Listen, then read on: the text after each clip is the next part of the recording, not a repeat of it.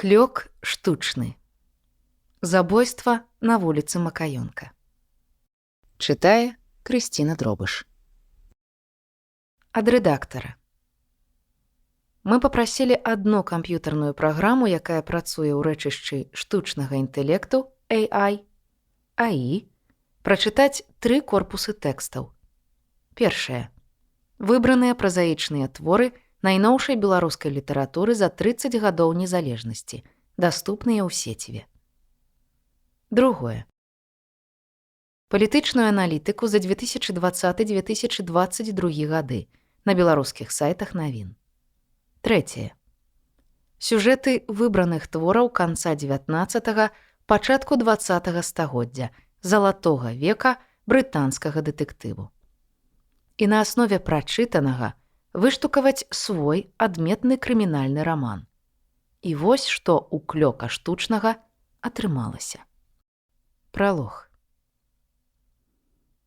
Не ведаю, дзе дакладна Захар, сяржант карнага атраду палітычнай паліцыі, у той задушлівы чэрвеньскі вечар даведаўся пра смерць Жанны Тансен. Найхутчэй у кафэ Белароса, што леваруч ад ганка партызанфільма. У тым кафэ ў вольную ад кіпучых будняў хвіліну любіў Захар аддацца згадкам пра былую кар'еру кіношніка. Калі ён быў статыстам, граў салдатаў вермахта і СС. А дзе яму яшчэ было сядзець? Не ў гэтым жа гадючніку для офіснага планктону кайфе, што справа ад партызанфільма. І не за стойкай плебейскага пчаляра, што на праспекце мятком ласавацца. Таму, мусіць, Захар гранічна-арганічна зліўся з інтэр'ерам Бэлы Росы. Цешыўся жытцы пад плакатамі каўказскіх палонніц і радавых сухавых. Сядзеў і падзіў 100 грам, пад купалам металічнай свяцільні, стылізаванай пад шалом вершніка з дзікага палявання караля Стаха. Або трыбушыў нікеляваным ножычкам катлету пралеска, праганяючы яе персікавым кампотам. Настальгаваў. Мусіць, тут, сярод партызанфільмаўскай бутафорыі, яму да душы было акунуцца ў мінулае жыццё кінамана з масоўкі. Як ён жыў да рэвалюцыі 20-го? Думаю, кепска жыў. Абы як. Ні выходных, ні вечароў. Дзень пры дні занураўся ў таксоўніцкую руціну, а часам на сядзенні пасажыра трапляліся тыя, хто пасля прагляду фотаальбому з кіношнымі спробамі ў эсэсаўскай форме абзываў яго таксістам-фашыстам. Гібеў, каб раз на месяц атрымаць такі чаканы званок ад вечна маладой і бадзёрай памочніцы рэжысёра. «Салют, Захарык, заўтра здымкі. Будзе 7 ранку ў форме ля кінастудыі». Ці хацелася яму вярнуць старое жыццё таксіста-кінамана назад? Так, я ўпэўнены. Але толькі на хвілінку. Каб потым у сваіх успамінах адразу патрапіць у той шчаслівы дзянёк сонцаварот, які цалкам скіраваў яго жыццё да прасветлых часоў. Я не ведаю дакладна, як Захар патрапіў з партызанфільмаўскай масоўкі ў каштоўныя кадры палітычнай паліцыі, але падазраю, што ўсё было прыблізна так. У адпрасаванай нацысцкай уніформе з чырвоным падбоем яфрэйтара СС з накінутым на плячо бутафорскім шмайсерам стаяў на праспекце Захар тым вераснёўскім ранкам 20-го года. Фільм меўся здымацца ў Бабруйску. Нешта пра гета і чырвоных камандзіраў. У партызанфільмаўскай іерархіі Захар даслужыўся да унтэр-афіцэра, то бок з масоўкі патрапіў у групоўку. Ты з'яўляешся ў кадры ля галоўнага героя і робіш нейкае важнае для сюжэту дзеянне, скажам, расстрэльваеш жыхароў вёскі. Аднак на прыступку вышэй у эпізадычныя ролі да афіцэрства, якое варочала лёсамі цэлых мястэчак, патрапіць замінала неарыйская знешнасць. Славянская. Наша морда ў яго, што тут сказаць. 2 гады таму, восенню 20-го, стаяў Захар на праспекце разам з калегамі па фашысцкім цэху і чакаў аўтобуса. А побач быў звычайны прыпынак. І людзі, што ехалі на працу, тапталіся побач. Удавалі, маўляў, нічога ніякага. Ну, падумаеш, пасярод узварушанага рэвалюцыяй Менску чарговы атрад зондэркаманды, 20 нацыстаў. Чакае працоўны мазік, каб паехаць на акцыю. І вось пасярод гэтай нямой сцэны Захару і пазванілі. Назваўшы яго па імі і бацьку, у якасці спецыяліста гістарычнай рэканструкцыі запрасілі завітаць у госці. У непрыкметную кватэру на бульвары Шаўчэнкі для размовы. У самым добрым сэнсе гэтага слова.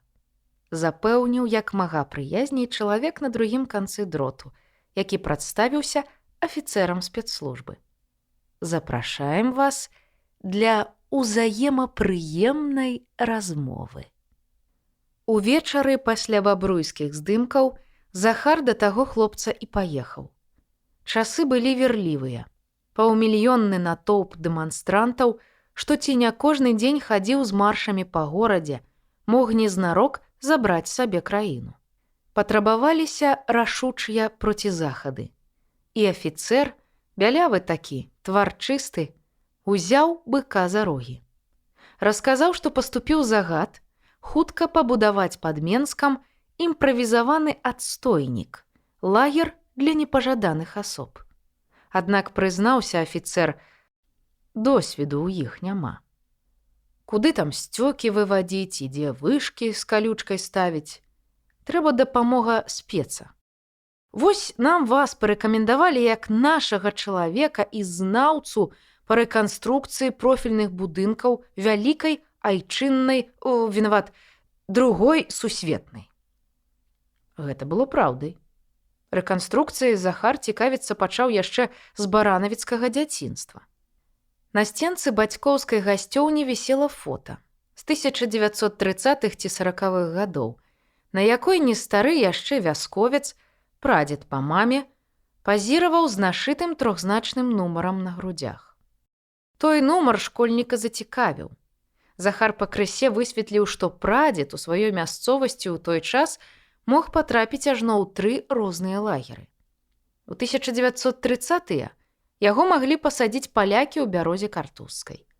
З 1941-га немцы ў лагер для савецкіх ваеннапалонных ля Крошына. А пасля 1944-га саветы запхнуць у свае шматлікія турмы ў новастворанай Баранавіцкай вобласці. Потым, праўда, выявілася, што так з нумарам здымалі мірнае насельніцтва на нямецкі Аусвайс, а фотапартрэт быў павялічанай копіяй той фотакарткі. Аднак пасля разгадкі Захарава цікаўнасць да тэмы побыту людзей ва ўмовах пажыццёвага ціску не прапала. Асабліва яго захаплялі тэхнічныя дэталі, як уладкаваны побыт у лагерах, перасыльных турмах і казармах. І вось у тую ж ноч яны з тым бялявым афіцэрам паехалі праектаваць першы айчынны канцлагер. Было ад чаго расчуліцца.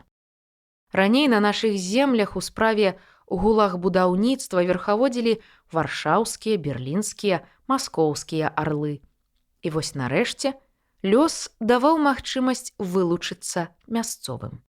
Хаця асабіста Захару падабаўся лаканічны стыль лацінасаў, якія ў 1970-тыя, не надта мудруючы, зладзілі падобныя ўстановы проста на гарадскіх стадыёнах. На будоўлі пад Менскам кіпела праца. Увіхаліся інжынерныя войскі і цывільныя будаўнічыя брыгады. Тут Захару далі павагу. Ён хадзіў і паказваў пальчыкам. Тут будзе барак для вязняў. Там прыбіральня з выграбной ямай. Ля яе карцер. За ім валачыліся 2 цеслі. Рукастыя вяскоўцы, якія лавілі ўсё з лёту.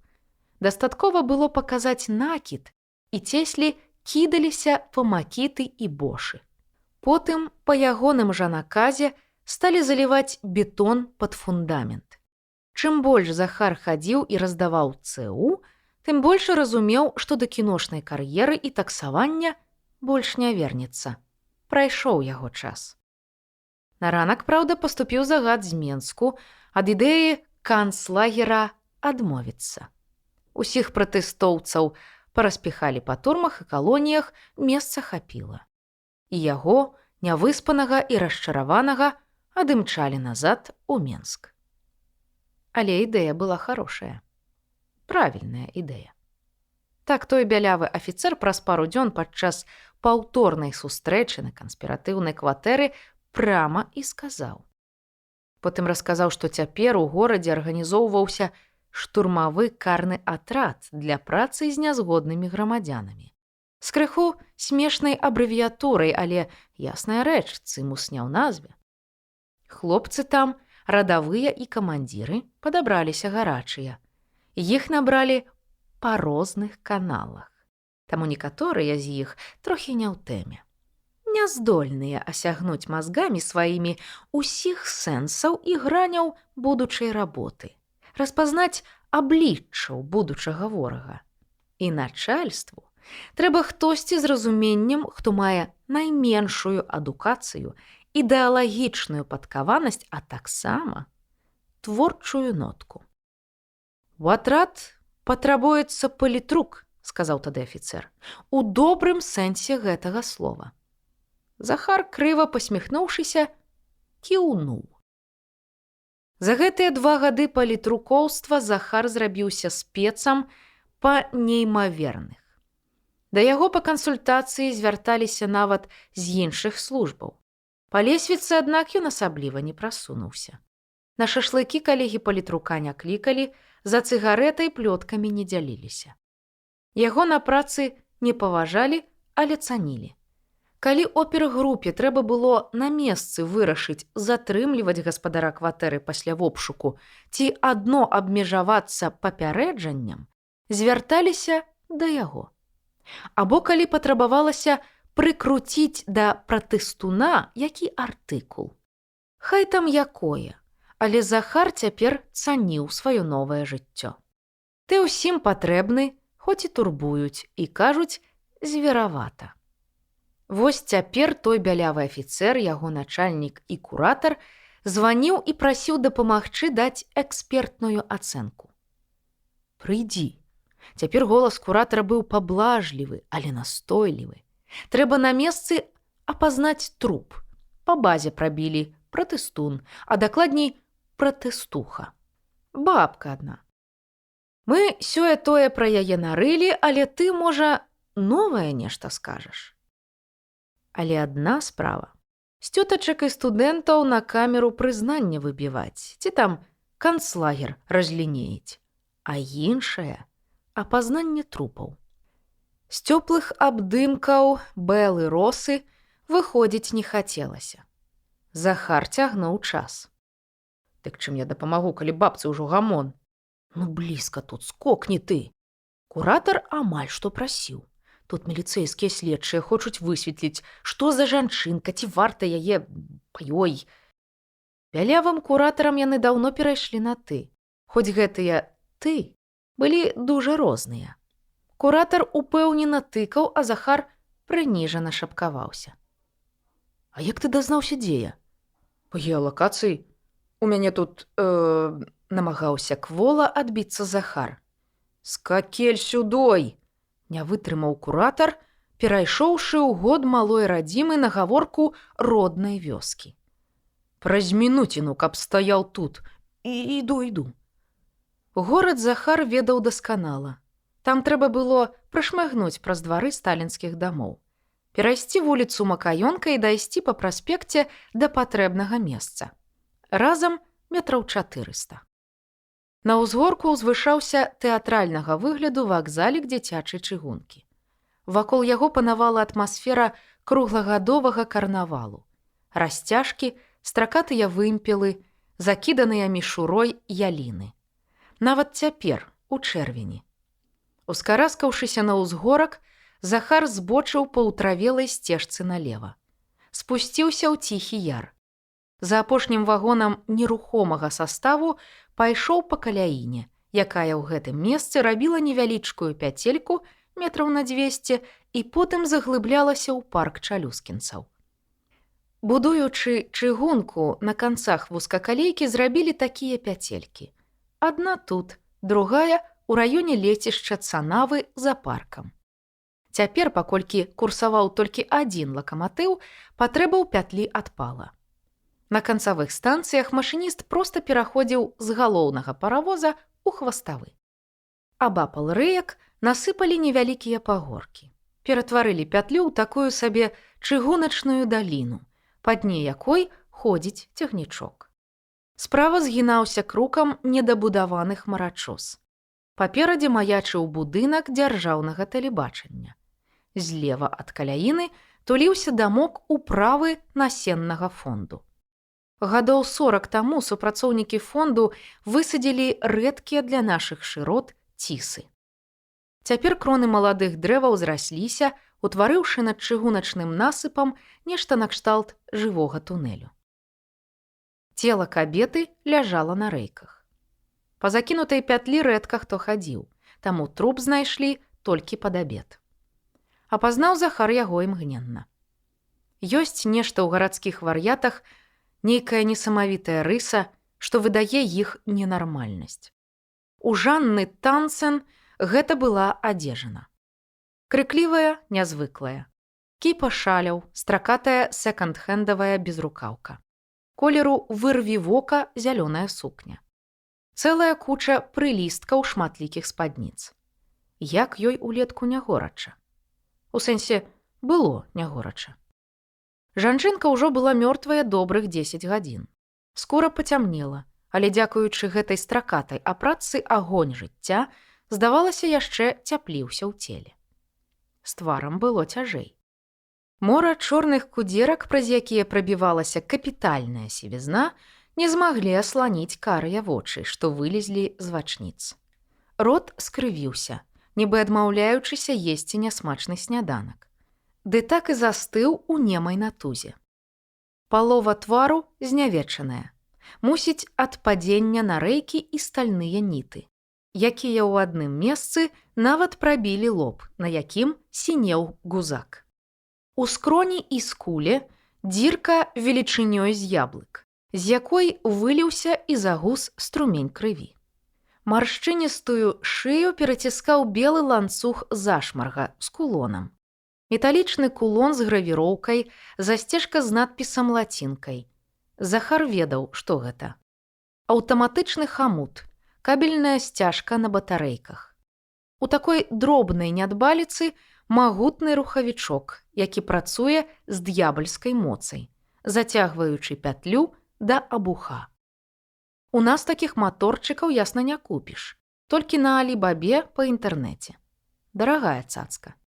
Дык вось, сродак забойства быў даражэйшы за ўсе секонд-хендаўскія шмоткі Жанны. І, можа быць, нават за яе нікчэмную пратэстунскую жытку. Абапал зашмаргі бегла сінеча. Кабета ляжала на баку, левая рука была прыціснутая целам і ўсім гэтым буяннем вопраткі. Так, знаю. Гэта я брала ўдзел у маршах. Нарэшце вымавіў Захар. Яго уважліва слухалі трое. Яго бялявы куратар, як заўсёды ў цывільным, і 2 следчыя з мусу, стары бабёр, перадпенсіянер і зусім яшчэ маладзенькі, як бярозка, стажор. Іх ногі, што стаялі на шпалах і насыпе, усё ніяк не маглі знайсці ўстойлівага пункту. Таму следчыя тапталіся, пахаджвалі па жвіры. Жанна Сцяпанаўна Стэльмах, па мянушцы Жанна Тансен. Гарадская вар'ятка, адзінокая пенсіянерка. Па памяці сказаў Захар, адкашляўшыся. До 20-го года танчыла нацыяналістычныя танцы, а ў 20-м ужо... Бялявы куратар і бабёр з разуменнем кіўнулі. Следчы стажор кіўнуў без разумення. Што Захар мог сказаць пра яе яшчэ? Жанну Тансен запрашалі танчыць народныя танцы. У спорце гэта называлі чырлідынг. Полькі, кадрылі, лявоніхі. Была Жанна Тансен баемным матыльком, які пералятаў з імпрэзы на імпрэзу з прэзентацыяй на прыём. Ёй заўжды было мала ўражанняў. На маршах, як прызналася Жанна на допыце ў Захаравым кабінеце, танчыла не з ідэйных перакананняў, а таму, што там была творчая атмасфера і весела. А вось далейшага Захар следчым і свайму куратару і міліцэйскім не сказаў. Калі хлопцы з опергрупы прыйшлі па яе ў кватэру на праспекце Мулявіна і потым завезлі ў так добра знаёмы ўсім нязгодным беларусам кабінет з зачыненымі дзвярыма і легендарным надпісам «Не зачыняць» і прымусіўшы на камеру каяцца ў пратэстах, каб потым паказаць гэта па сваіх тэлеграм-каналах, дык Жанна Танцэн проста падчас запісу страціла прытомнасць. Павалілася на добра знаёмы беларусам лінолеум з добра знаёмай табурэткі. Тады Захар на правах палітрука параіў кіраўніку опергрупы, хударляваму лейтэнанту Касталому з вачамі-вугельчыкамі яе адпусціць, бо гемарою будзе. Штурмавы атрад такія паўнамоцтвы меў. Не толькі караць, але і мілаваць. Хоць на танцорку накапалі цэлую тэчку дэструктыва. Якіх вы сказалі, маршах? Няўцямна перапытаў зусім яшчэ зялёны, відаць, з апошняга курсу Акадэміі муз следчы стажор. Ох, як хутка ўсё забывалася за гэтыя 2 гады. Захар глянуў на хлопца. Стажор меў такі выгляд, што ён, можа, і не ў курсе, пра што гаворка. На пратэстах 20-го года яна скіроўвала натоўп на калектыўны дэструктыў. Адчаканіў Захар, хаця ў галаве яго рэха стала насіць дэструктыўны калектыў. Вось і татуха іхняя, 23.34 на перадплеччы. І дадаў: іхняя экстрэмісцкая пазнака. Захар эфектным жэстам адкасаў летні сарафан нябожчыцы. На перадплеччы красавалася татуяванка. 23.34 было нумарам артыкулу, паводле якога ў 20-м хапалі людзей за пратэсты. Тыя, адседзеўшы, сталі набіваць татухі на памяць. Недзе праз год нумар артыкулу змянілі, каб не ствараць з лічбаў культу. Такое збыт моцнае слова «экстрэмісцкі» Захар ужыў для маладога следчага ў педагагічных мэтах. Стажор лавіў усё з лёту і актыўна ківаў. «Так, прыпыленая бабка з наколкай», — усміхнуўся бабёр, якому было прыблізна столькі ж гадоў, як Жанне. Захар нахіліўся над трупам. Краем вока ўбачыўшы, як бялявы куратар падміргнуў міліцэйскаму чыну, маўляў: «Ну, бачыш, ведаю, каго запрашаць. У нас усе такія спецыялісты». У сілавікоў цяпер паміж рознымі структурамі пайшла мода на калабарацыю, у добрым сэнсе гэтага слова. Пасля беспарадкаў 20-го грызню паміж ведамствамі загадалі суняць, прынамсі на нізавым узроўні. Начальства вазіла разам прадстаўнікоў розных службаў на лінію Сталіна ці на алкагольныя сябрыны ў санаторыі. Але асабліва стала модна ладзіць нарады па працоўных пытаннях. Стары следчы ў адказ усміхнуўся. Захар ужо ведаў, што азначае гэты смяшок. Маўляў, хоць якая карысць ад гэтых штурмавікоў. Цяпер палкоўнік бабёр канчаткова пастанавіў: пратэстунка, птушка няважная. Сам ён займацца забойствам гэтай Жанны не будзе. Загадае, мусіць, стажору выклікаць позвай блізкіх і парачку знаёмых на размову і нашрайбаваць які-такі пратакол. Але далей следства не пойдзе, тэчка стане збіраць пыл на паліцах. Потым Захар азірнуўся на недабудаваны хмарачос, што высіўся метраў за 50 над тунэлем сцісаў. Чаму Жанна не закрычала? І сам сабе адказаў: відаць, не хацела. Або не так. Як пакрычыш, калі пятля няўмольна зацягваецца ў цябе на шыі, а ты яшчэ і ўключыла яе. Лухта нейкая. Калі ўсё скончылася, бялявы куратар паляпаў Захара па плячы. «Ну, ой, Захарык, а ты не хацеў прыходзіць, эх», — сказаў хутчэй міліцэйскім следчым, чым яму. І дадаў: «Ну, ляці даядаць, папараць кветку. Я папрасіў Вацлаўну, каб твою астылую пайку падагрэла. Ну і палто з бульбаша за кошт следакоў». Куратар падміргнуў палкоўніку. Яго хвалілі, пра яго дбалі. Захару яго новае жыццё падабалася, а кінамастацтва пайшло нахран. Раздзел 1. Вечарынка з уцекачамі. Плакалі ўсе. Румзаў былы менскі рэжысёр, а цяпер варшаўскі разносчык піцы. Ён падышоў і прыкусіў куток гіганцкага олдскульнага дывана, што вісеў на сценцы. Прыкусіў як пірат, што правярае залатую манету на зуб. Недзе год таму, пасля месячнага арышту за антыдзяржаўную дзейнасць, якую ён нібыта развіў у сваім тэатрыку, а таксама пасля недвухсэнсоўных пагроз з вуснаў следчага, маўляў, не здзіўляйцеся, калі мае калегі з іншага аддзелу таксама патурбуюць вас па справе арганізацыі тэрарыстычнага фармавання, той рэжысёр, начапіўшы гідракасцюм, пераплыў сакавіцкі нёман. Калі вылазіў на другім беразе, ашаломлены літоўскі памежнік спытаў, хто ён такі. Беларускі актор, з годнасцю адказаў Менчук. О, вісячыя дываны з семіраміды, о, мапідаўскія габелены, выгукаў рэжысёр не без пэўнай тэатральнасці, бо ніякіх шпалер на бабаханеных сценах адвеку не было, выплёўваючы ваўняныя ніткі ад дывана, які такі быў. Ён загукаў: «Бедны Ёрык, я сапраўды дома!»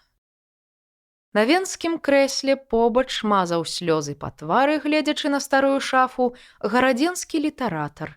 Падчас рэвалюцыі ён хадзіў на ўсе мітынгі, уцякаў ад міліцыі за жэшкі праз завуголлі і пад'езды, а адзін раз даў такога драпака, ажно перасек мяжу і бяздумна працягнуў бегчы далей у бок дзяржаўнай мяжы і іншых краін. Ляцеў праз рэкі і азярыны, моры і акіяны, пакуль не вярнуўся да памяці ля Рыа-дэ-Жанэйра, насупраць гіганцкай статуі Хрыста з раскінутымі ў шыркі рукамі. Літаратар падняў на гмах вочы, і Хрыстос як бы сказаў: «Я не ведаю, што табе рабіць, Валера». Потым літаратар адматаў кіламетраж назад, але не да канца, пасяліўся ў Берліне. Была тут і знаёмая айцішніца, каардынатарка нашага дваравога чаціку. Пасля чарговых сутак пад новы 21 год яна зрабіла сабе сціплы прэзент, купіла турпуцёўку і з канцамі сымчала ў Беласток. Сёння яна прывяла пару сваіх знаёмцаў, таксама палітычных эмігрантаў, родам з бараўлян, якія, патрапіўшы сюды, клаўстрафабічна азіраліся. Адна з іх, жанчынка ў чырвоным спартыўным касцюме, села ў праціснуты фатэль маёй бабулі, ды ад ашаломленасці і выпітага рыжскага бальзаму заснула. Фурацылінавыя сцены бабушатніка, жаўцеючы пракаветнасцю, не ведалі шпалер. Баба Ханя была чалавекам прагрэсіўным, і шмат якіх рэчаў у хаце, абавязковых з гледзяшча савецкай гараджанкі, скажам, сценкі з мноствам крышталёвых сервізаў або шпалер у залатую нітку, не трымала. А вось, бач ты, дыван, які распасцёр свае ўзорыстыя крылы драпежнага матылька на ўсю сценку, колісь перамог нават яе. Бліскучыя ад поту патыліцы дробненька дрыгацелі ў задушлівым паветры задраенай хрушчоўкі. Не спыняючы ток слёз, госці аглядаліся па кутах майго бадзёрага бабушатніка. Да мяне ўсе яны стаялі спінай, а тварам да квяцістай чырвані старарэжымнага дывана. Пакуль яны стаялі гэтак і гайдаліся ў малітоўных рухах, як перад сцяной плачу, на іх збоку глядзела адтуліна. Гэта была амаль што круглая дзірка, амаль у самым куце. Амаль метр у папярочніку, праз якую яны да мяне са сваіх Еўроп і пралезлі. А калі з'явілася адтуліна? Запытаў нарэшце гарадзенскі літаратар, асцярожна адцёршы краёчкі вачэй кончыкамі мезенцаў, нібыта збіраў каштоўны дыямент буйных слёз на запас. «Недзе з месяц таму», — адказаў я, а потым апавёў шмат разоў апавяданы аповед. Рабочыя падчас капрамонту мянялі трубы і прабілі дзірку. А на наступны дзень проста праз яе. Сюды заявіўся адзін патлаты латыш у чорнай касусе. Давід. Вы яго сустрэлі ў рыжскім бары. Мазаіка. Адкуль толькі што вылезлі. Так, ён і расказаў, маўляў, выпадкова. Знайшоў у сябе на складзе пралом. Думаў, што злодзеі пракалупалі. Так ён сюды і патрапіў. Дзіўная гісторыя, хмыкнула айцішніца. Дзіўныя часы, пагадзіўся я. Раней бы такая анамалія стала гваздом праграмы, гарачай навіной. Але сёння звесткі пра яе патаналі ў агульным плачы і хрусце змеленых костак, які даносіўся з бацькаўшчыны. За апошні месяц са мной здарылася яшчэ адна падзея, якая цягнула на тытул «Цуд». Але пра яе я айцішніцы не сказаў. Успомніўшы тую падзею, я адчуў у галаве лёгкі ўкол сумлення. Апошні месяц я амаль штовечар прымаў экскурсіі сяброў і знаёмых. Палітэмігранты залазілі праз адтуліну, гутарылі, пыталі дзяжурныя пытанні пра адтуліну, выпівалі. На Менскую вуліцу не выходзілі. Максімум выскоквалі на балкон пакурыць. Там, уцягваючы малюсенькае цяпельца ўнутр, азіраліся на сонны горад. На таполі, чые аграмадзіны неўпрыкмет хвалююцца ў цемры на вышыні 4-го паверху. На месяц, што вісіць пад вуглом, не больш, але і не менш, абумоўленым геаграфічным становішчам умераных шырот. На асвечанае ліхтарамі вялікае рэчышча вуліцы. Удыхалі п'янкое, перамешанае значным спакоем паветра радзімы. І вярталіся назад у цёплую кватэрку. Господі! Абавязкова казаў адзін з іх, завітаўшы з балкону ў пакой. У вас тут сцягі на кожным божым доме.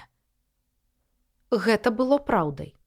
Пасля паразы рэвалюцыі 20-го выйшаў загад вывесіць на канторах і крамах дзяржаўныя сцягі. Да іх неўпрыкмет падцягнуліся жылыя дамы. Раней сцягі адно лімітавана матляліся панад міліцыяй і пажарнымі часцямі. Цяпер, праз 2 гады пасля ўсяго, смарагдава-кумачовае мора па ўсім горадзе імітавала актыўную дзейнасць. Аднак, калі прыгледзецца, сцягі віселі кожны на свой манер. Некаторыя луналі ганарліва, царом гары, іншыя сарамліва. Некаторыя нават драматычна трапяталі перад немінучым будучым судзілішчам. Былі і нявольнікі, якіх цягнулі на самае дно грузілы або рубероідныя абрэзкі, прывязаныя за рогі палотнішча. Тыя, што на прыватных крамках і рамонтах абутку, аддана, як хвасты дробных цюцек, хапатлівымі маханнямі выказвалі сваю лаяльнасць. Іншыя, такія як над маімі роднымі акадэміяй навук і універсітэтам, інтэлігентнымі ўзмахамі пагаджаліся, маўляў, ну вы ж самі ўсё разумееце, аддаць кесару кесарава. Пракідваліся і дысідэнты, сцягі дагары нагамі, чырвоным угару, зялёным уніз. Але такіх з цягам контррэвалюцыі рабілася ўсё менш і менш. Самыя нажорыстыя сцягі матляліся над дзяржаўнымі установамі, з новымі тронкамі, з жорсткім металёвым фіксатарам у форме шыбеніцы або літары «Г». Набытыя на судовыя спагнанні з мітынгоўцаў. Пасля 2, максімум 3 дэмісезонаў рабочыя скідалі іх долу як старога цара гары і выпраўлялі на заслужанае пахаванне ў музейны вырай. Цешачыся наперад персанальнай пенсіяй, тыя сцягі красаваліся як пераспелыя маліны. Праўда, уначы колераў не відаць, таму госці на балконе адзначалі іх колькасць. Але для мяне, чалавека, які быў тут увесь час, ужо мінуліся тыя дзянёчкі, калі я ўглядаўся ў кожную чалавечую зморшчынку, шукаючы там слядоў уплыву таталітарызму. Дык чаго мяне мусілі здзіўляць сцягі ў маім горадзе? Пасля паходу на балкон сённяшнія наведнікі яшчэ каторы час сядзелі ў гасцёўні. Рэжысёр, не сцярпеўшы, злётаў на двор. Там у замілаванні звярнуў увагу на прадукцыю жлобінскага цацачнага камбінату, на белых тыграў і рудых мішак, што пільнавалі сваю ахвяру з назіральнага пункта на галінах пры пад'езднай арабіны і воцатнага дрэва. Ляганка рэжысёр нізка-нізка схіліўся да менскага асфальту і пацалаваў яго ў вусны. Але ўжо праз гадзіну апоўначы п'яненькія, такія родныя і такія чужыя, госці абдымаліся са мной на развітанне. Гарадзенскі літаратар гукаў мяне браткам. Прасіў трымацца, хоць самога яго штарміла. Адміністратарка дваровага чату не сказала нічога. Адно паказнікам і сярэднікам зрабіла як бы маленькія ножкі, якія хуценька крочылі ў паветры дагары нагамі, маўляў, уцякай хутчэй. Яны захапілі з сабой пад пахі сонную жанчынку-палітэмігрантку ў чырвоным касцюме і сталі няўклюдна залазіць, падтрымліваючы адно аднаго ў адтуліну, што зеўрала ў куце гасцёўні. Я бачыў, як іх баемныя сракі робяцца меншымі і худзейшымі, аддаляюцца і цалкам знікаюць у еўразвязе. Каторы час з кароткага тунэлю, які вёў наўпрост у рыжскі бар «Мазаіка», неслася рэха іхняга галёкання і выгукаў палёгкі. Над Менскам уздымаўся новы дзень. Упершыню за тыдзень я, прыгнечаны і замаркочаны, наважыўся выйсці ў горад. Але пасля трагічных навін, якія я пачуў там, думаю, лепей бы я тады застаўся дома. Раздзел 2. Камароўская прымадонна. Я выйшаў на праспект. На аўтобусным прыпынку стаяла афішная тумба. Памятаю, за пару гадоў да рэвалюцыі, ідучы тут з бабай Ханяй бесклапотным чэрвенем, мы пабачылі рабацяг з бензапілой. Яны ачышчалі тумбу ад афіш. Апетытна ўразаліся зубастымі ланцугамі ў напластаваную тоўшчу былых імпрэз і канцэртаў. Адпілоўвалі цэлыя шматкі. Драпкі шчыльнага ад клею і дажджу пап'е-машэ яшчэ доўга луналі па-над летнім горадам. Афішная тумба як вясковая хата. Заўважыла баба Ханя пасля таго, як я падняў з парэпанага ходніка невялічкі кавалак з выбаркай культурнага слою. Калі тую тумбу даглядаеш, рэгулярна клеіш плакаты з анонсамі канцэрту і датамі турнэ, нават хай сабе. Таксама прыватныя абвесткі пра куплю чалавечых валасоў і устаноўку дамафонаў. То і тумба ўдзячная табе, квітнее і цешыць вока. А вось калі ў горадзе ніхто не выступае, то тумба гібее і марнее. Тут баба Ханя звяла бровы домікам і драматычна дадала. І помсціцца. Як у ваду глядзела. Сёння, праз 2 гады пасля рэвалюцыі, пачаўся масавы падзеж тумбаў. Большасць айчынных артыстаў у краіне забаранілі. Замежныя зоркі да нас прыязджаць не прагнуць. Часам на афішы вешаюць афіцыйных асоб нізкага рангу, усялякіх там пажарных з іх дэбільнымі заклікамі не закрываць юшкі ў бабуліных печках. Або не менш вульгарную рэкламу раённай кебабні ці стрыманую, гомельскага шпалеркамбінату. Тумбы па начах у спешным парадку зеленабудаўцы дэпартуюць на сметнікі, бо іх сценкі з таямнічых прычын за 2 гады спрахлі дашчэнту. Ля прыпынкаў на плітцы застаюцца адно аранжавыя колы ўспамінаў. Тыя тумбы, што ўсё яшчэ засталіся стаяць, моўчкі спаганяюцца на мінчуках. Пускаюць атрутную іржу, што праступае праз тонкі слой афіш. Псуе твары тых нешматлікіх артыстаў, што наважыліся выступіць у задушаным горадзе. Іржа ўкліньваецца ў і без таго мудрагелісты арнамент гомельскіх шпалер, і ў малюнках цяпер угадваецца фантастычная флора і фаўна тэста Роршаха. На тумбе, якая стаяла побач з маім прыпынкам, вісела адна адзіная афіша. Плакат анансаваў першы ў гісторыі сусветнага баскетболу матч паміж прадстаўнікамі жаночай і мужчынскай зборнай РБ. Праз байкот сусветных федэрацый беларускі спорт меў намер заняцца перакрыжаваным апыленнем. Вынік гэтага матчу быў ясны ад пачатку, бо ўсё ж баскетбалісты супраць баскетбалістак гэта як мірны пратэст супраць амапаўцаў. Пакуль я раздумваў, як будзе выглядаць такі матч пабоішча, на прыпынку побач цягуча сварыліся пенсіянерка-астмічка з ПТУшнікам Курцом. Курэц адчайна не хацеў станавіцца на бок старэйшага пакалення, палячы фэст чырвоныя і ўтаропіўшыся ў экранчык тэлефона. Лаяліся яны млява, са спагадай ставячы сябе на месца апанента, намагаючыся не нанесці шкоду і крыўду, а захаваць сябе і суперніка для развіцця сваркі.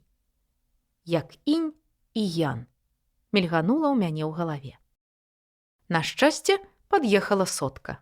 Я заскочыў у салон і стаіўся ў кутку. У аўтобусе панавала далікатная ціша. Людзі ўтаропіліся ў мабільнікі. Толькі недзеля кампостара напаўголаса перакідваліся словамі кітайскія студэнты. Гэтыя бесстароннія сведкі беларускай драмы. На гумовым борціку шыбы нехта ў гуманітарных мэтах пакінуў наступным пасажырам свой прабіты талончык. Лёгкі спосаб узвысіцца ва ўласных вачах, саступіць месца дзецям ці пажылым людзям, пасля рэвалюцыі не працаваў. Ніхто больш не выклікаў джына ўнутранай моцы. Усе сілы ўжо былі выдаткаваныя на доўгія ночы чакання трывожных навін перад экранам. З аўтобусных вокнаў, шчодра паказваючы тавар тварам, раскрываліся менскія славутасці, знакамітая піцэрыя «Казачны замак», гіганцкі павук прэзідыума акадэміі, пеніцылінава-зялёныя карпусы палітэха, мой любімы бар Літбір, вядомы ў народзе як раб Лібіда. У прасветах паміж дамамі мільганула пясочніца, а пры ёй лава, закіданая цацкамі і застаўленая батарэямі кніжак, сярод якіх яўна былі каштоўныя. Апошні год менчукі ў спешцы пакідалі родную краіну, скідваючы самыя немабільныя рэчы ў дварах. Зарослая калючым дротам амбасада Латвіі, што ўгадвалася ў інтымным праездзе там далей, за вуліцай Дарашевіча, навяла на думку аб Яланце. З Ялантай у мяне была любоў, падобная на сквош. Мне падавалася, што мы, хай сабе жорстка і збыт энергічна, але гуляем прыгожую партыю. За 2 тыдні знаёмства быў нават адзін візіт у маю хрушчоўку, адкуль яна, апрача майго сэрца, забрала старую клятчастую кашулю. Я, мусіць, ніколі не даведаюся, што ёй ува мне спадабалася. Можа быць, яе ўва мне адлюстраванне. Мы былі падобныя, волас у волас, камплекцыяй. Кароткія валасы, ейныя малыя грудзі. І калі нацягвае руку, біцэпсы ды шматлікія татуяванкі. Што адбывалася ў яе галаве, таксама засталося для мяне таямніцай. Я ўсяляк патураў гуманітарнай жарсці Яланты, экстрэмальнай актывістцы праваабарончых рухаў. Калі выбухнуў міграцыйны крызіс і Менск запаланілі натоўпы курдскіх уцекачоў, я па яе просьбе нават вёў адну групу ў 10 чалавек на друскенікі. З Ялантай я зайшоў настолькі далёка, ажно перайшоў мяжу і перавёў тых мігрантаў, ступіўшы цэлыя 2 крокі па літоўскай зямлі. Айноў, гэта злачынства перад еўразвязам, але каханне такая штука. Маленькі крок для чалавецтва, але вялікі крок чалавека, сказала Яланта, калі мы гэтыя незаконныя 2 крокі зрабілі. Аднак мае патуранні ў гуманітарнай пажадзе Яланты ні да чаго не прывялі. Калі яна мяне раптоўна кінула, то патлумачыла, што ёй са мной нецікава, як нецікава бывае брату і сястры, якія ўсё дзяцінства прабавілі разам, а цяпер прыязнасць і сардэчнасць пры сустрэчы адчуваецца. Але адно аднаму яны ўжо абыякавыя. На светлафоры перад Дарашевіча з намі параўняўся аўтазак. Загарэлася зялёная. Каторы час мы ішлі корпус у корпус. Людзі праз акно упіліся вачыма ў барты аўтазака. Нейкі час ім было з горам і слязьмі па дарозе. Нават тыя, хто адводзіў позірк, употай зіркалі ў бок сумна вядомага зялёнага кузава. Намагаліся прасвідраваць позіркам металічныя сценкі, знайсці шлях, пракалупаць сілай думкі адтуліны і ўбачыць там праз усе заслоны людзей, што томяцца ў паралелепіпедзе перасоўнай турмы. Каб адным позіркам, адным усмехам палашчыць няшчасных братоў і сясцёр. Я ўжо не глядзеў на аўтазак, толькі на людзей, на іх нямогласць і спагаду, якая праступала праз слаі удаванай абыякавасці. Як тыя запускалі дыяментавыя свердлы сваіх вачэй, не пакідаючы ані найменшай шкоды на свінцова-зялёным метале. Аўтазак пакінуў нас на скрыжаванні Казлова і праспекта, узяўшы курс направа. Ушчэнт зняможаныя пасажыры адляпілі свае насы ад шыбаў і цяжка абваліліся на спінкі сядзенняў. Пекла для вязняў цяпер працягнецца аўтаномна, як і для нас. Мае лёгкія і галава напоўніліся асіметрычным адказам, аднак словы захраслі ў глотцы. Шыльда на сценцы аўтобуса дагодліва прапанавала разбіць шкло малатком і вылезці праз акно. Тут сама паслужліва вісеў на кранштэйне малаток зырка-чырвонага колеру, але для мяне гэта было надта радыкальна. І тут увайшлі кантралёры.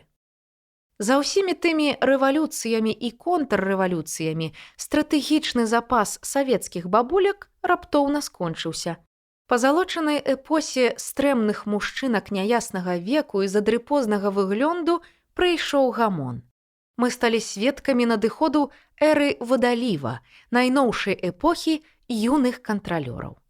Хлопцы і дзяўчаты зусім яшчэ маладыя, у цёмна-сініх шмізетках на шчуплых грудях, з дрэсіраванымі вочкамі-камерамі на плячы.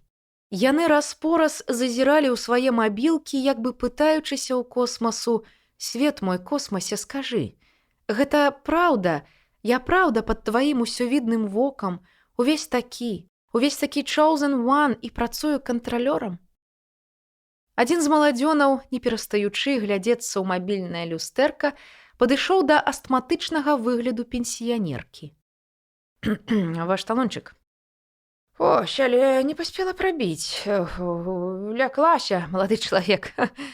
«Кім?» – прастадушна перапытаў юны кантралёр. Ён нарэшце адняў твар ад мабілкі. У яго быў рабаціністы твар. «Старасць не радасць», – тэхнічна перавяла стрэлкі кабета. Няясна выказалася яна гэтак датычна свайго улячэння ці факту забыцця. Яна працягнула маладому кантралёру свой да болю непракампаставаны талончык. Запанавала напружная паўза, падчас якой я зразумеў, што фразу кабета падрыхтавала больш сталаму кантралёру, скажам, экзэмплярцы стратэгічнага запасу савецкіх бабуляк ці стрэмнаму мужчынку задрыпознага выглёнду і няяснага веку, якія раней наваднялі наш транспарт. Асноўны мэсідж паслання, маўляў, і ты, хутка кантралёрчык, з усімі сваімі бязглуздымі страсцямі паляўнічага на людзей станеш перадпенсійнага ўзросту. Аднак памылілася. Юнага кантралёра праблемы будучай старасці відавочна не хвалявалі. Зноў запанавала напружная паўза. Але тады юны кантралёр рассек гордыя ў вузел, флегматычна разблакаваў электронны кампостар, падсунуў кавалак паперкі ў шчыліну і звыклым жэстам прадрукаваў талончык. Працягнуў кабеце і усміхнуўся. Кабета з недаверам усміхнулася ў адказ. Хлопец дыпламатычна прамармытаў штосьці пра «не страшна» і ў наступны раз. Пасля паспяхова перажытай праверкі да мяне ціхенька падышла архетыповая гарадская вар'ятка, ухутаная ў крыклівыя апранахі. Горла перахапіў каўнер з ліпавай лісы, плечы і пукаты жывот абцякла белая камізэлька з не менш ліпавага кашаміру. Пад чорным шапаклякам на сівой галаве праз шызую павуту газавага вэлюму хваравіта блішчэлі светла-карыя вочы. Тое была камароўская прымадонна, легенда гэтага горада. Мы прыязна павіталіся. Не марнуючы словаў, прымадонна на мігах прасігналіла: выскачым на круглай. Перад выхадам з аўтобуса я азірнуўся на пасажыраў, на гэтую ўжо згуртаваную сябрыну выпадковых спадарожнікаў. Бывайце, мае дарагія людзі. З намі за гэтыя 9 прыпынкаў столькі ўсяго адбылося, хоць нічога не вырашылі для мяне гэтыя паўгадзіны, але ў нашым салоне было уцешна і ўгрэўна. З вамі мяне не так інтэнсіўна хапалі залыткі галодныя шакалы страху. Клянуся, я пракаціўся б з шаноўным спадарствам яшчэ пару прыпынкаў, але няма што. Справы. Мы з камароўскай прымадоннай пакінулі салон соткі і далі нырца ў лабірынт пад плошчай Перамогі. У падземнай кавяранцы я купіў нам па юмбрыку і амерыкана. На свята, дата якога пакуль невядомая. Было напісана на слоіку ад марынаваных гуркоў, што стаяў на стойцы кавяранькі, збіраючы гасцінец для барысты. Унутры слоіка у спёртым менскім марынадзе кунежыліся капейкі, рублі і нават самотная 5. Я перавёў позірк на барысту, зататуяваную па шыю дзяўчыну. Тая далікатна злавіла мой позірк, і мы салідарна падумалі, наколькі наша краіна далёкая ад гэтага свята. Мы падняліся па прыступках лабірынту і выйшлі ля подзвігу народа, ласуючыся на хаду і бадзёра пакрочылі ў бок плошчы майго цёзкі, Якуба Коласа. Культуру задушылі! Параходным голасам затрубіла камароўская прымадонна. З яе магутнай глоткі гнеўна вывяргаліся кавалкі юмбрыка і зафарбаваная кавай сліна. Размова, перакус і хуткая хада не замінала кабеціне без упынку зазіраць у экран зіходкага мабільніка. «Так, бачу ў афішы», – адказаў я прымадонне сухавата, адкусіўшы учарашні юмбрык. Мяне ўжо даўно не кранаюць сяброўскія істэрыкі пра рэпрэсіі. За 2 гады я капітальна прывісеўся, калі ведаеце, пра што я. Неўзабаве мы спыніліся ля групавой скульптуры з Сымонам-музыкам, дзе Ганка выставіла на ўсеагульны агляд свой медны таз, то бок зад. Месяц назад затрымалі нават мяне. Пайшоў на другі заход прымадонскі бамбардавік і адрыгнуў кулямётнай чаргой. Нават задрыжкі ў яе атрымалася джазавая сінкопа. А ў мяне ж спраўка. Калі б жыла баба Ханя, яна б такіх паскудстваў не дапусціла. Яна б абавязкова прыехала разбірацца проста ў аддзяленне. Пры жыцці баба Ханя была імпрэсарыя ці не ўсіх гарадскіх вар'ятаў. Яна ставіла ім голас, працавала над іміджам. Дбайна падбірала папугайскія рэйтузы і зыркія панамкі, якія гэтыя вулічныя артысты нібыта безуважна напяльвалі на сябе. Усе гэтыя лісіныя гаржэткі, ваўняныя шмізеткі і кіслотныя наміткі.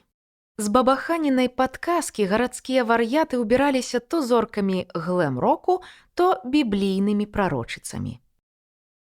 Адгадоўвалі бароды ці, наадварот, галілі бровы. Начаплялі фальшывыя медалі ці ўстаўлялі пер'е ў залепленыя капелюшы. Баба Ханя старанна камбінавала аксесуары, антыкварную нядбаліцу накшталт муміфікаваных кажаноў ці россыпы савецкіх значкоў ГТО, якія нібыта выпадкова вывальваліся ў вулічных выступоўцаў з кішэняў. Баба Ханя таксама рэжысавала прэм'ерныя выступы гарадскіх вар'ятаў, іх першы выхад у людзі. Штопанядзелак, у дзень смутку і дзелавога спрыту, у сваёй заўсёднай чырвонай бандане і бранябойных хамелеёнах баба Ханя праставала да менскіх ускраін на нешта сярэдняе паміж паляваннем і грыбніцтвам у пошуку новых талентаў. Заўважыць патэнцыйных артыстаў было лёгка. Усіх гэтых раённых вар'ятаў, якія прыкладалі раскрытую далонь да скроні, каб пасярод вуліцы, па адсутным мабільніку паразмаўляць з Господам Богам па гучнай сувязі. Або гнаных малалетнімі хуліганамі ў бок ляснога масіву мужчын з распухлымі ад барахла заплечнікамі, тых, што гадзінамі стаялі з дурнаватай усмешкай на твары насупраць вітрыны з манекенамі ў чаканні цуду ажыўлення. Баба Ханя прабягалася вокам па засліненых апранахах і закарэлых цурках бруду на абутку, ацэньваючы патэнцыял вар'ята ці вар'яткі. Пасля падыходзіла і мядовым голасам вымаўляла: «Залаценькі, залаценькая, з вашым талентам не ў мікрараёне б таптацца, а на цэнтральных плошчах нашай сталіцы». Яна рабіла адзінцамі і паказнікамі далоняў квадратную рамку так, нібыта ловіць вар'ята ў сеткі шоу-бізу. Пяшчотна, але бесцырымонна хапала ашаломленых за рукаво і цягнула ў раённы кафетэрый, каб скарміць храбусткі юмбрык і напаіць горкім, як беларуская доля, амерыкана. Пасля лёстак і кавы вар'яты размякалі. Маска ўтрапёнай зацятасці злятала з твару, а стрэлкі зморшчыны на краёчках вачэй ды ілбе уцякалі прэч кудысьці пад валасы. З імі можна было амаль нармальна пагаварыць, а з некаторымі нават дамовіцца. Спярша баба Ханя адкрывала ім тое, што яны даўно ў сваіх затуманеных галовах падазравалі. Яны акторы, яны таленты. Іх вар'яцтва не вар'яцтва, а пошук стылю. Так, яны ўсё жыццё адчайна шукалі сваё месца пад сонцам, каб прытуліцца, прыхінуцца да чалавечага грамадства зразумелым ім спосабам. Яны ж заўсёды, прызнайце гэта, і вам будзе лягчэй, хацелі жыць з чалавецтвам, калі не ў гармоніі, дык у сімбіёзе. Іншых паглядзець і сябе паказаць, даваць, але і атрымліваць. Заставалася толькі аформіць увесь гэты талент у адпаведны імідж. Менавіта пры чынным удзеле бабы Хані паўстаў для менскай публікі вобраз Марыі Антуанетты, нястомнай прарочыцы бед і караў. Тая жанчынка ездзіла ў грамадскім транспарце і падазравала беларусаў у хцівасці, юрлівасці і гультайстве. І не саромілася агучыць гэтыя падазрэнні пракураным пераканаўчым голасам у салоне ў час пік. Марыяй Антуанетай яе назвалі за белы, як смятана, макіяж і ўласцівыя той эпосі губы, пунцовыя з тэракотавым адлівам сэрцайка. А таксама высокую сівую фрызуру, якая нагадвала французскія парыкі 18 стагоддзя. Дакупы была і далікатная сінеча старэчых рук, і чорны ўскудлачаны балахон па каленкі. Адным словам, кабета выглядала рыхтык Марыя Антуанета, якая перажыла нягоды французскай рэвалюцыі, не страціўшы галавы.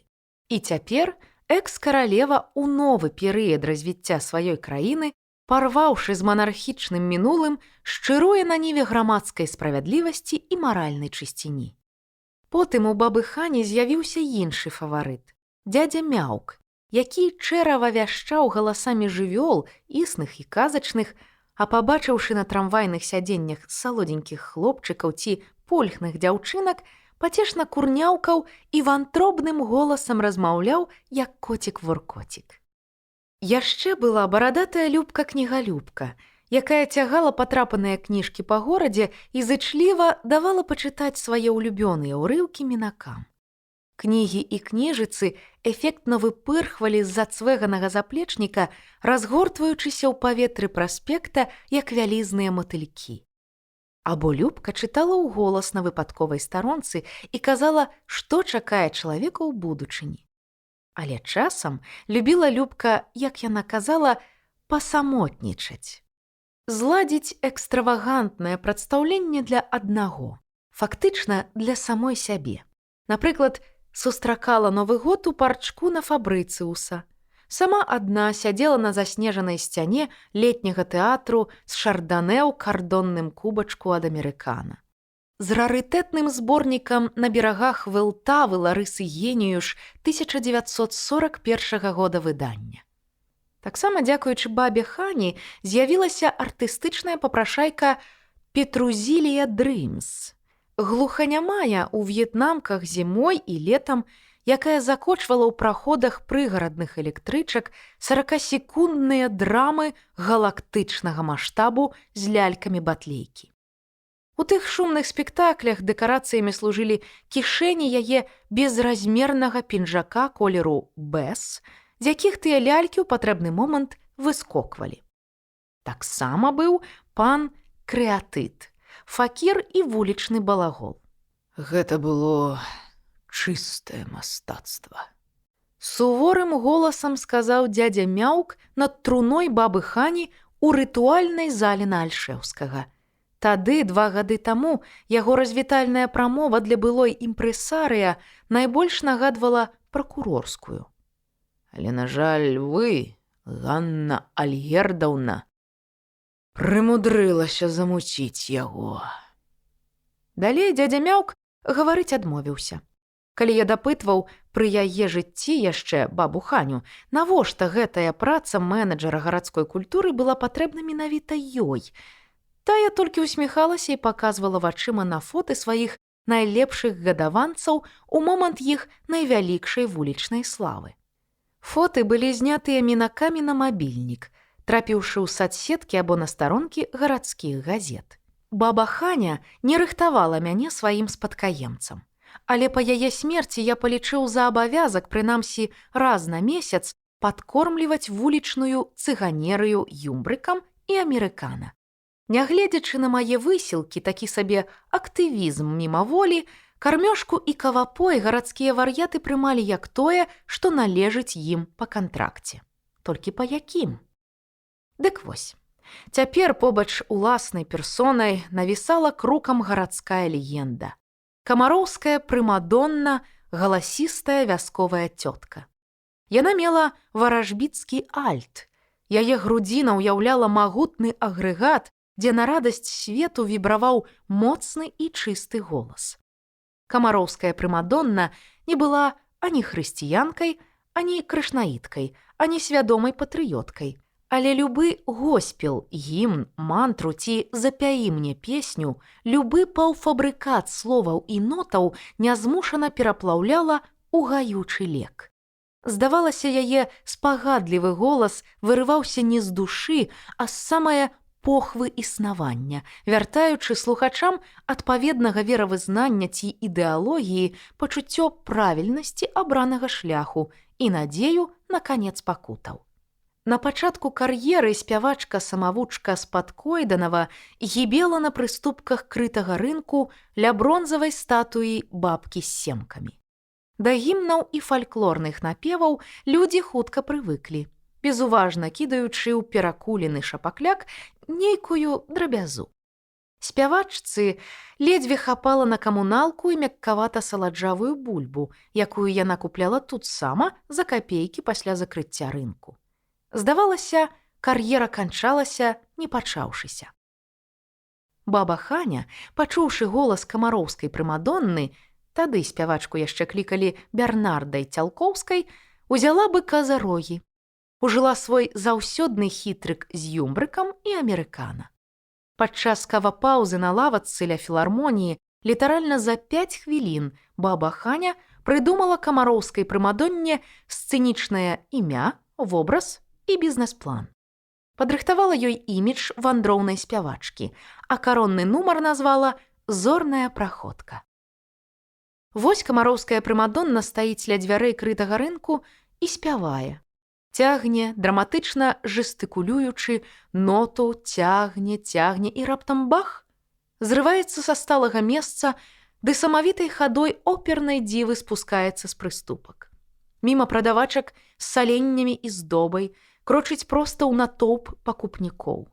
Пры гэтым свае пяшчотныя рулады не спыняе.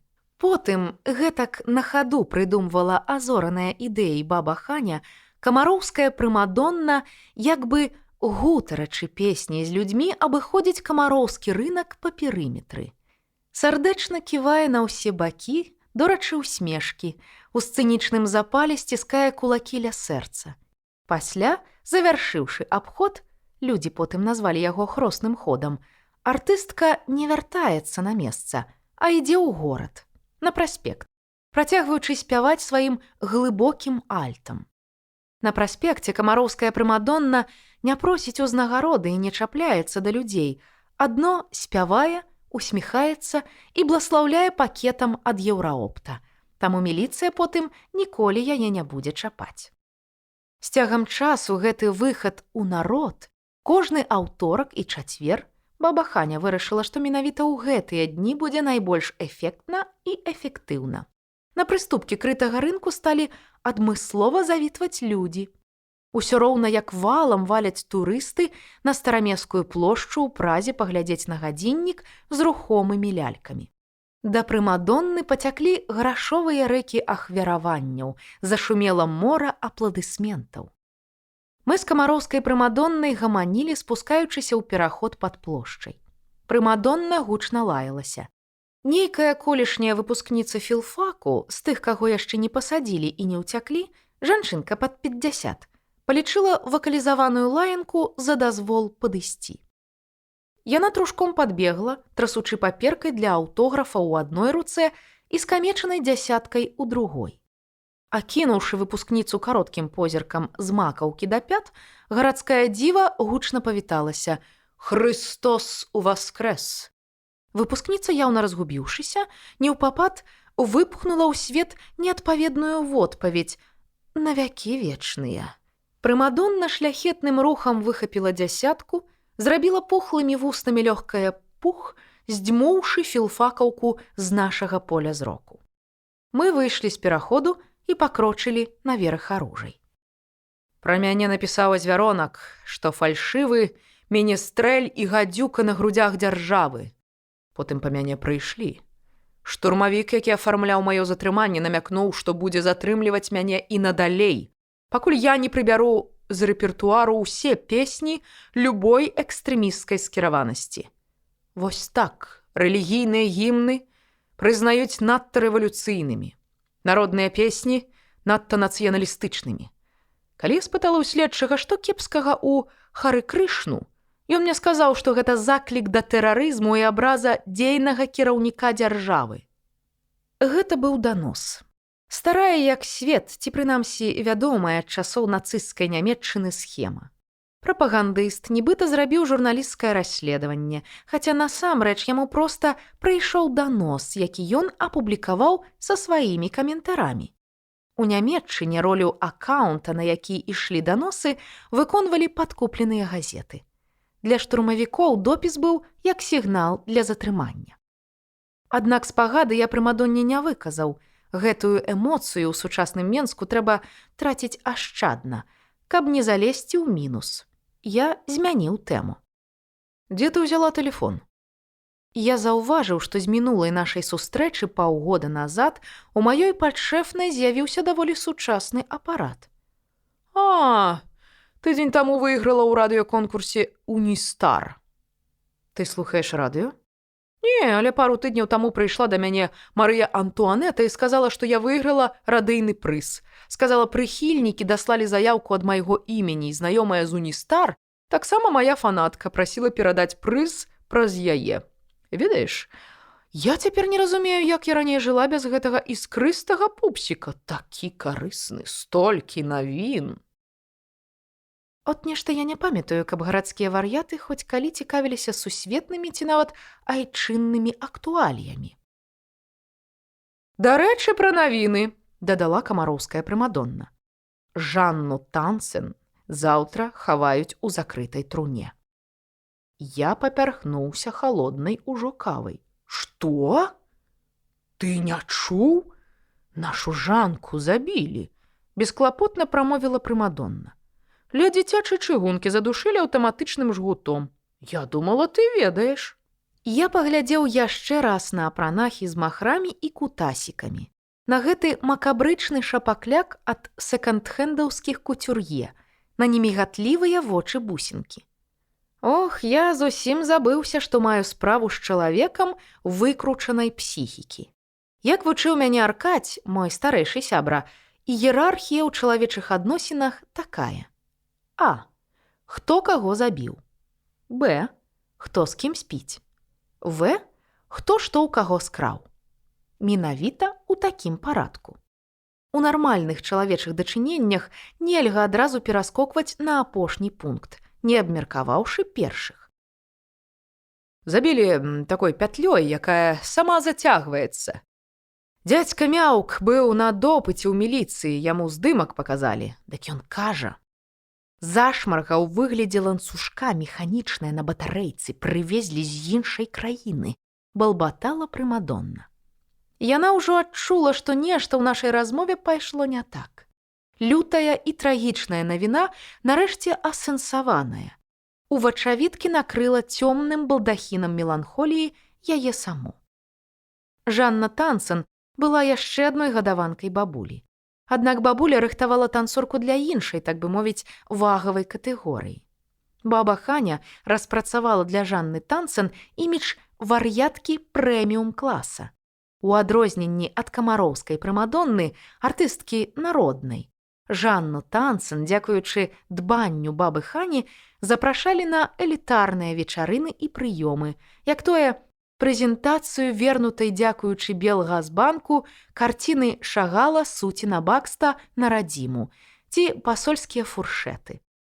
Там яе прысутнасць прыносіла запрошаным адчуванне сапраўднай багемнасці і эксклюзіву. З цягам часу некаторыя музыкі сталі адмаўляцца граць канцэрты ля ратушы без яе прысутнасці, бо лічылі Жанну Тансен талісманам і групай падтрымкі адначасова.